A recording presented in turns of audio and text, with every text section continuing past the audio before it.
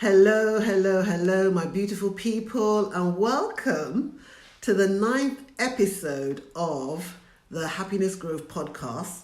My name is Riri Okoye, and if this is the first time that you are tuning in to my podcast, hello and welcome. I'm all about happiness and well-being, and my mission and passion is to transform lives. So on today's episode, we are going to be talking about 6 misconceptions about happiness, because there's so many misconceptions. Even as I've been doing these podcasts, I've had questions, people have asked me all sorts of things, and it's all centered, really, isn't it, around the misconceptions. And one of the things that I talked about when I was plugging this podcast was the actual definition of happiness, isn't it? Because I believe, even through conversations that I've had during this podcast and even things that I used to think about, we always believed, didn't we, that happiness was a destination. We were going to arrive there, weren't we? I kind of felt that maybe when I get married, I'm going to be happy. When I get that fantastic job, I'm going to be happy. When I get that great body, I'm going to be happy.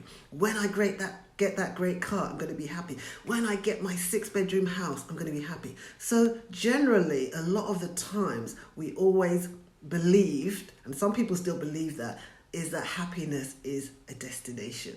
So for anybody that's listening now, I'm going to kill that myth and say to you, it's not. And I'm going to show you some examples and some theories and some research that I have done to actually counteract that thought that I had that different stuff was going to make me happy.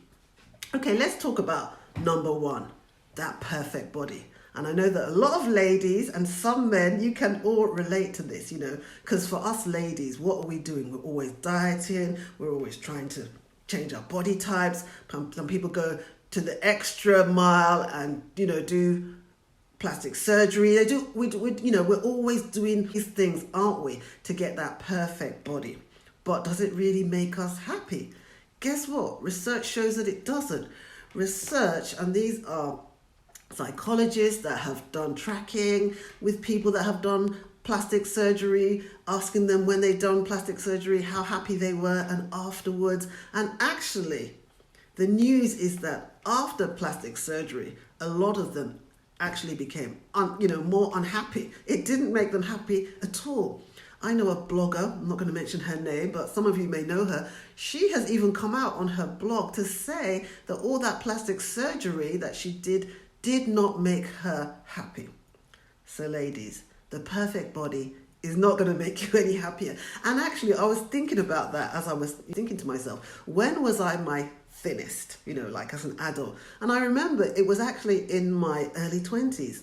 I was quite slim at one point, and I wasn't the happiest of people there. I'm not saying because, we all want to be healthy, and I'm not saying that you shouldn't, look after your body, but in terms of going for that perfection of having that body that is just perfect, a lot of the times I was really hungry. I was in a bad mood. I was just not the happiest of persons, okay? So that myth about having a perfect body to make you happier, let's strike it out.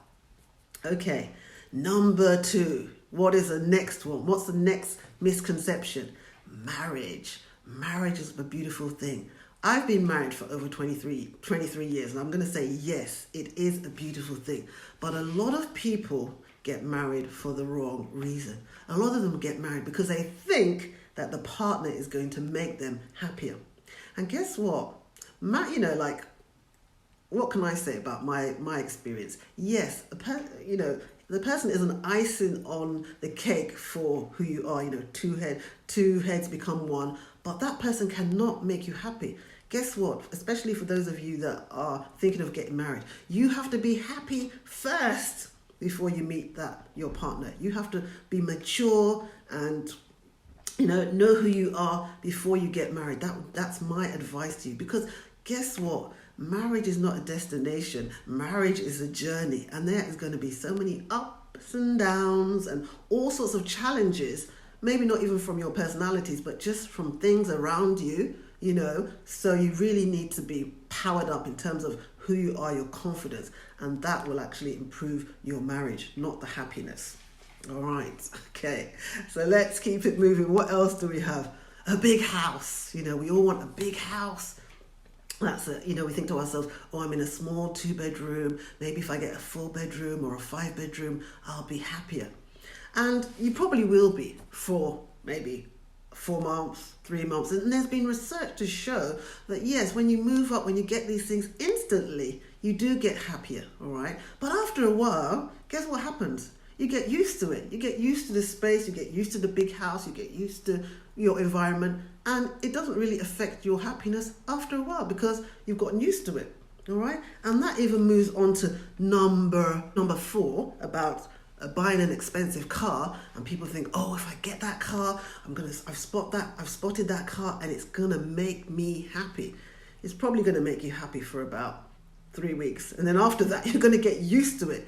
And I have an experience of that because some years back, we're talking over 10 years, we're talking maybe 15 years ago, my husband bought me a brand new Mercedes, no lie, okay? And he just did all the things. He brought in the key, dangled it in my face, told me to look out the window, and I was ecstatic. I was like, oh my God, and it was fantastic, at that time. But guess what? Just like I said, after a season of driving this brand new Mercedes, because when you drive a new car, you're looking out to make sure that people can see that you've got this nice car and everything. And after a while, you even start noticing all the other cars that look like your car. But after a while, I can't even remember how long it took, but after a while, it just became a car to get me from A to Z. And at the end of the day, when you are even inside that car, you can't even see your car because you're the one driving it. It's people outside that see it more than you, isn't it? So, that car that you think is going to just change your life and make you happier, you got to think again, all right? And what about another one? Number 5, that perfect job. There's a lot of you that may be watching this, you're going to graduate. I know my children are graduating next year. They're thinking to themselves, once I get that perfect job, I am struck for life because that perfect job is going to give me the lifestyle, the salary, all that good stuff. And it is, I want, everybody's looking for that perfect job, perfect career, perfect business, and all of that. But guess what? After a while, the higher up you are in terms of the ladder, the more stress that you get, to be honest with you, because you're dealing with bigger budgets, you're dealing with bigger responsibilities, you're dealing with more people to manage. So you might get that perfect job, but it may not make you happy. In fact, it might make you stressed. Sorry to break your bubble, but nowadays more people are stressed out, aren't they? There's a lot of high blood pressure because of pressurized jobs and all that. So you might get that perfect job in terms of salary, but is it going to make you happy? There's been research to show that it doesn't make you happy. So the final one, what is the final one? What is the one that we all want, okay? We all want more money, don't we? And it's interesting because I've been listening to different blogs about happiness and all that. And there's one multimillionaire that was talking about his experience, and he was saying that when he got to 25, he made all his money, no, actually he was 29, and then he was clinically depressed. And I was thinking to myself, clinically depressed, but he had everything he wanted, he had all the money in the world, but he was clinically depressed. And not only that, there's research to show that lottery millionaires, they get lots of money and they're happy, obviously, you get all this money, and then a year later they're tracking their happiness and they're no happy than when they started. So all these things I'm talking about, all this stuff that we seek, this is Christmas time, isn't it? This is a time that you're going to be reflecting on your family and your goals for the year. One of the things I want you to do is reflect about your happiness. What are the things throughout the whole year? Be honest with yourself. Write them down. What are the things that have really brought you joy? Now, what I want to say to you that is happiness, as I've been talking about for the past 9 episodes, is actually a choice. And happiness is centered around your thoughts and your emotions. One of the things I did say at the beginning of this podcast is 50% of people actually have a happiness gene. Those people are just naturally happy, okay? And then 10% of people, circumstances have dealt with them. There's wars, there's poverty, there's just real hardship. Those 10%, it's difficult for those 10% to really be happy. But then 40% of us, we can manage our mood, we can manage our happiness, we can change things around. And it's the 40% of this whole theory around happiness is what I'm passionate about, because I've seen it in my own life. I was thinking about it the other day, 3 really painful things happened to me in the course of my adult life that could have shook me to the core, right? But I have used these tools, I have used these methods to really change my life. Really. And this is what my passion is now in this season of my life, is that I want to help to transform others. Because some people look at me and they say to me, Riri, you're always joyful, you're always smiling, you're always dancing, what's up, And I say to them, I have trained myself to be this way. And not only have I trained myself, I've done the research too. I've done research with Yale University, I've done the Center of Excellence, I've done studies, certifications, Transformation Academy. So it's not just my own methods as in, okay, this has happened to me. I've actually analyzed the science and this stuff works. So that's why I want to, before Christmas, say to you that I have a coaching program in January called the Happiness Revolution. It's the Happiness Revolution. And I'm going to drop all the details for you, and you can send me a message if you want to be on the mailing list to get more information about that. We're going to start it off somewhere in the middle of January so that you get time to just, weigh off the Christmas, festivities and all that stuff. But it's called the Happiness Revolution. And it's something that I'm bringing to you. And as I said, I'm all about transforming lives, changing lives, helping people to be better, helping them to be the best version of themselves. So if this is something that you're interested in, you said, Riri, I've listened to your Happiness Growth blog for for 9 weeks now. This is the 9th edition. I've seen what you've done in the past. I want to know more. Well, you can send me an email at coach@ririokoye.com, or you can drop a comment in the comment section to say, yes, I'm in.